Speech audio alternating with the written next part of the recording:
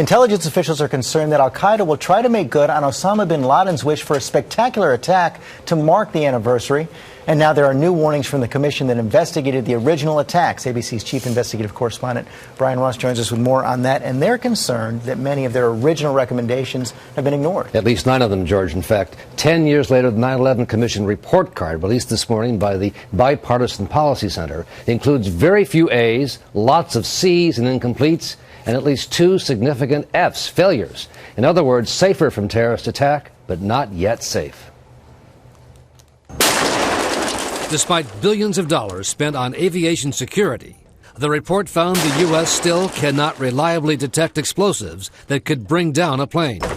We are still highly vulnerable to aviation security threats, the report concludes. We really have not got it right yet. Governor Tom Keene was the co-chairman of the 9/11 Commission, the panel set up to recommend ways to prevent another terror attack. The failure to detect explosives is one of 9 unfinished recommendations of the Commission cited in the report card out this morning. Some of these recommendations, no question, you get an F. The TSA acknowledges there is no silver bullet or perfect technology.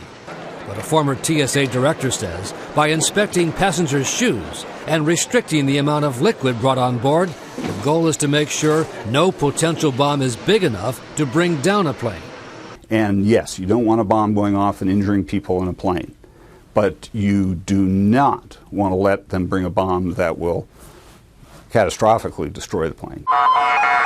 Also cited in the Commission report card is the failure to remedy the communications breakdown that occurred on September 11th, when police and fire units in New York were on different radio frequencies and could not talk to each other. Breaking up and tying up the frequency. Go to another radio. People died because of that. Congress is to blame, says Governor Keene, for failing to allocate new broadcast frequencies for common use by all first responders. That ought to have been done yesterday. And every day it isn't done, the American people are less safe. The report card does praise the work of the FBI and the CIA for finally working together, which it says led to the disruption of many plots and the capture or killing of terrorist operatives.